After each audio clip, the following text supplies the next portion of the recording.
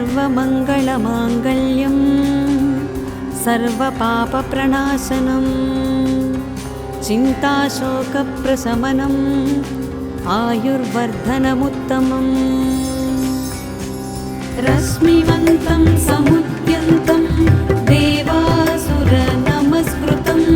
पूजयस्व विवस्वन्तं भास्करं भुवनेश्वरं सर्वदेवात्मको ह्येष तेजस्वी रश्मिभावनः एष देवासुरगणान् लोकान् पाति गभस्तिभिः एष ब्रह्मा च विष्णुश्च शिवस्कन्दः प्रजापतिः महेन्द्रो धनदः कालो यमः सोमो ह्यपापतिः पितरो वसवः साध्या यस्विनौ मरुतो मनुः वायुर्वह्निः प्रजाप्राण ऋतुकर्ता प्रभाकरः आदित्यः सविता सूर्यः खगः पूषा गभस्तिमान् सुवर्णसदृशो भानुर्हिरण्यरेता दिवाकरः हरिदश्वः सहस्रार्चिः सप्तसप्तिर्मरीचिमान् तिमिरोन्मन्थनशम्भुस्वष्ट मार्ताण्डअंशुमान् हिरण्यगर्भः शिशिरः स्थपनो भास्करो रविः अग्निगर्भोदिते पुत्रः शङ्खः शिशिरनाशनः व्योमनाथस्थमो भेदी ऋग्यजुःसामपालकः घनवृष्टिरपां मित्रो विन्ध्यवीथिप्लवङ्गमः आतपी मण्डले मृत्युः पिङ्गलः सर्वतापनः कविर्विश्वो महातेज रक्तः सर्वभवोद्भवः नक्षत्रग्रहताराणाम् अधिपो विश्वभावनः तेजसामपि तेजस्वी द्वादशात्मनमोऽस्तु ते नमः पूर्वाय गिरये पश्चिमायात्रये नमः ज्योतिर्गणानां पतये दिनाधिपतये नमः जयाय जयभद्राय हर्यस्वाय नमो नमः सहस्रांशो आदित्याय नमो नमः नमः उग्राय वीराय सारंगाय नमो नमः नमः पद्मप्रबोधाय मार्ताण्डाय नमो नमः ब्रह्मेशानाच्युतेशाय सूर्यायादित्यवर्चसे भास्वते सर्वभक्षाय रौद्राय वपुषे नमः तमोघ्नाय हिमघ्नाय शत्रुघ्नायामितात्मने कृतघ्नघ्नाय देवाय ज्योतिषां पतये नमः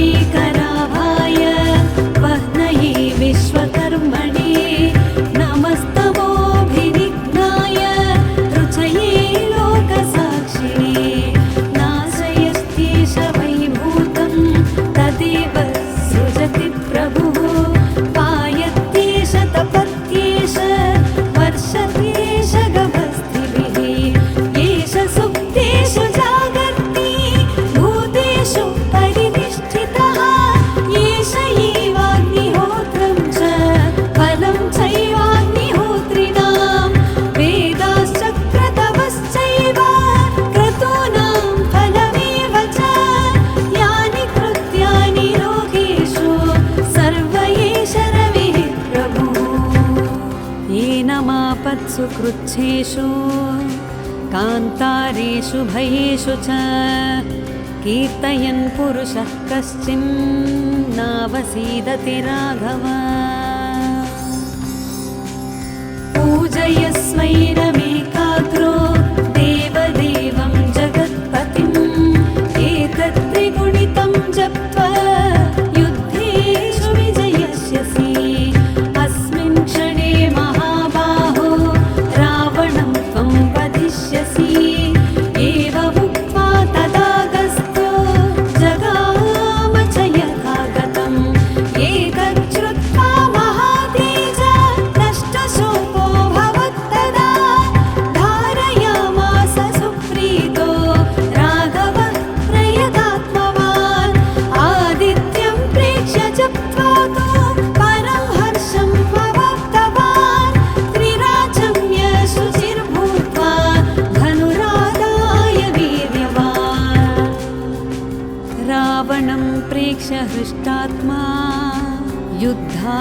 समुपागमत् सर्वयत्नेन महता वधे तस्य धृतो भवत्।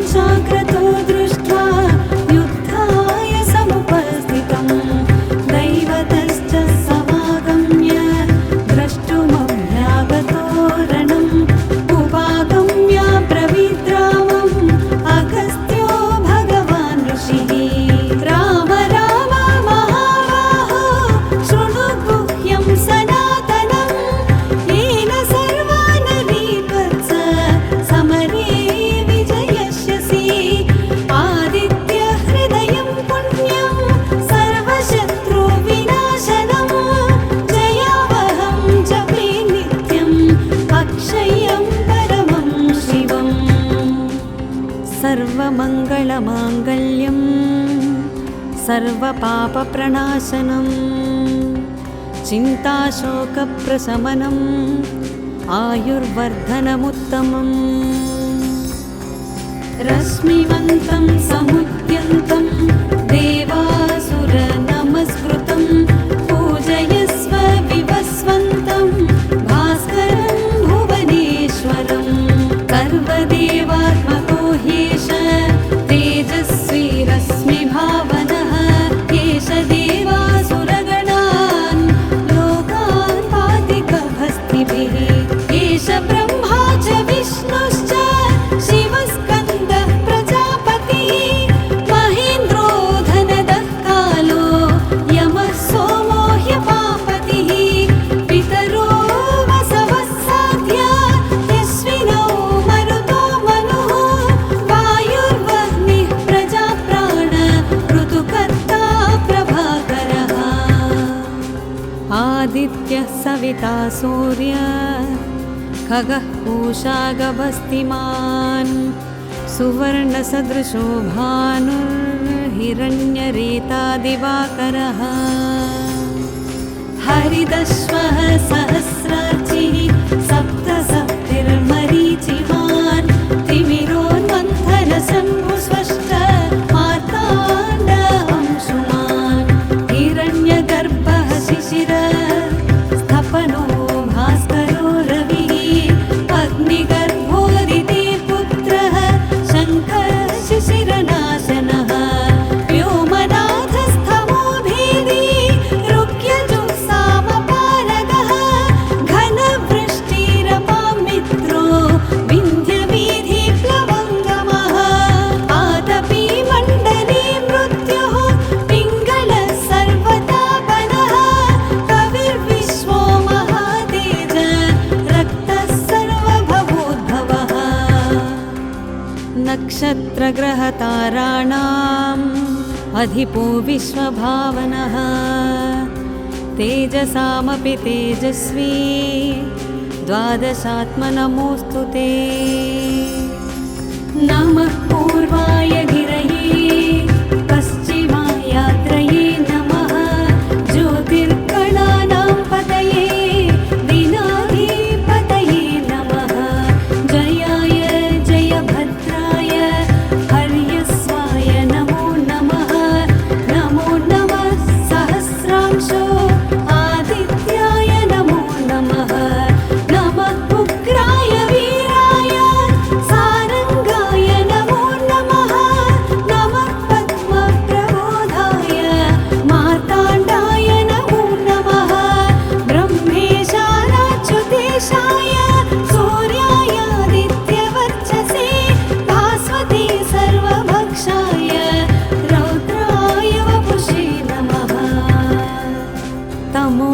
कृष्णाय हिमग्नाय शत्रुघ्नायामितात्मने कृतज्ञज्ञाय देवाय ज्योतिषां पतये नमः। तप्तचामीकराभाय वह्नये विश्वकर्मणे नमस्तमोऽभिनिघ्नाय रुचये लोकसाक्षिणे नाशयस्त्येष वैभूतं तदेव सृजति प्रभुः पायत्येष तपत्येष वर्षत्येष गभस्तिभिः येष सुप्तेषु जागर्ति भूतेषु परिनिष्ठितः येष एवाग्निहोत्रं च फलं चैवाग्निहोत्रिणां वेदाश्चक्रतवश्चैव क्रतूनां फलमेव च यानि कृत्यानि लोकेषु सर्व एष रविः प्रभुः। येनमापत्सु कृच्छेषु कान्तारेषु भयेषु च कीर्तयन् पुरुषः कश्चिन्नावसीदति राघव। पूजयस्वैरमेकाग्रो देवदेवं जगत्पतिम् एतत्त्रिगुणितं जप्त्वा युद्धेषु विजयस्यसि अस्मिन् क्षणे महाबाहो रावणं त्वं वधिष्यसि।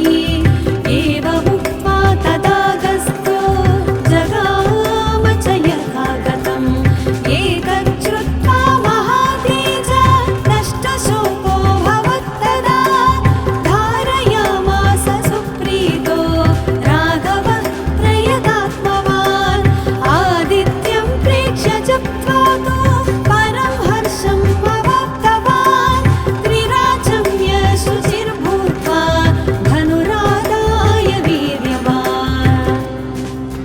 रावणं प्रेक्ष्य हृष्टात्मा युद्धाय समुपागमत् सर्वयत्नेन महता वधे तस्य धृतोऽभवत्।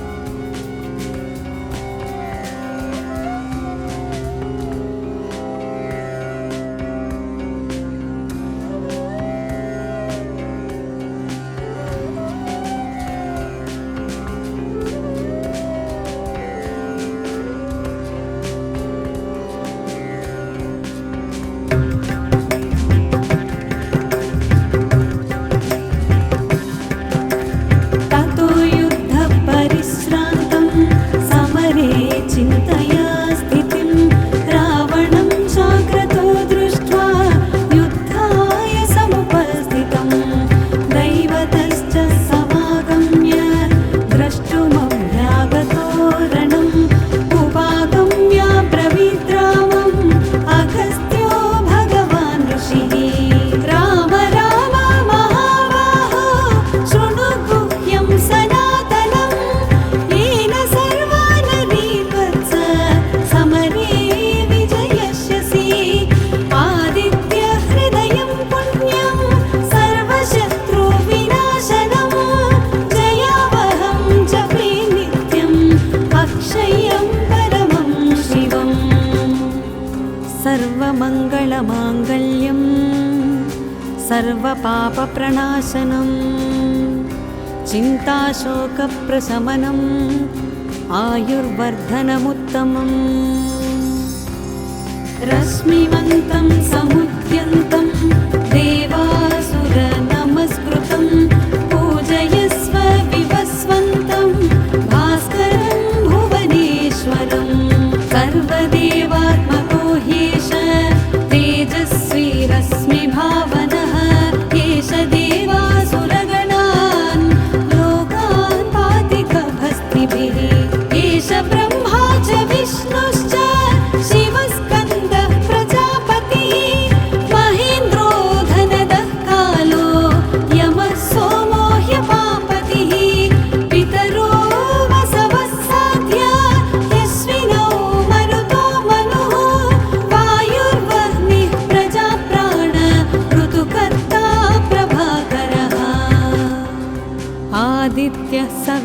सूर्य खगः पूषा गभस्तिमान् सुवर्णसदृशो भानुर्हिरण्यरेता दिवाकरः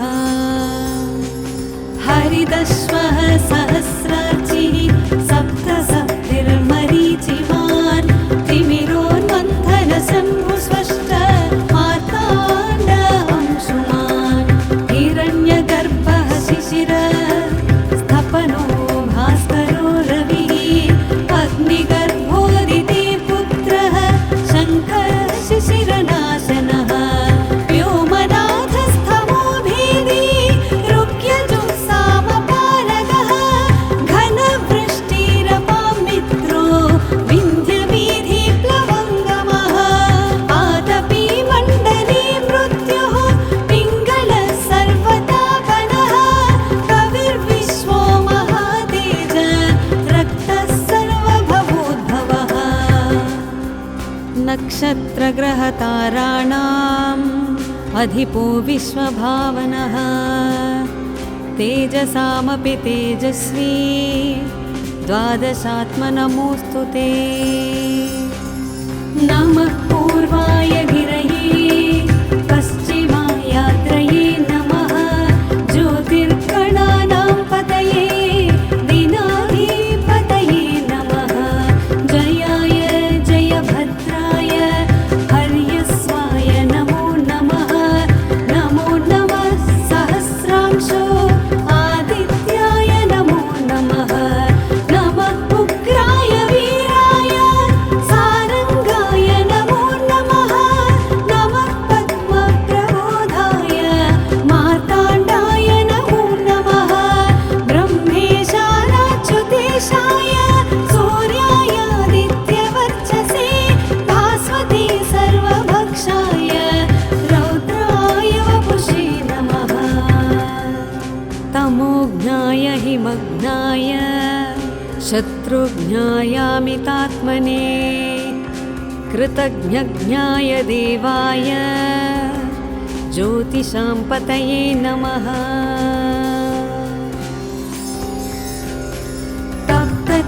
तप्तचामीकराभाय वह्नये विश्वकर्मणे नमस्तमोभिनिघ्नाय रुचये लोकसाक्षिणे नाशयस्तेष वैभूतं तदेव सृजति प्रभुः पायत्येष तपत्येष वर्षत्येष गभस्तिभिः येष सुप्तेषु जागर्ति भूतेषु परिनिष्ठितः येष एवाग्निहोत्रं च फलं चैवाग्निहोत्रिणां वेदाश्चक्रतवश्चैव क्रतूनां फलमेव च यानि कृत्यानि लोकेषु सर्व एष रविः प्रभुः येन मापत्सु कृच्छेषु कान्तारेषु भयेषु च कीर्तयन् पुरुषः कश्चिन्नावसीदति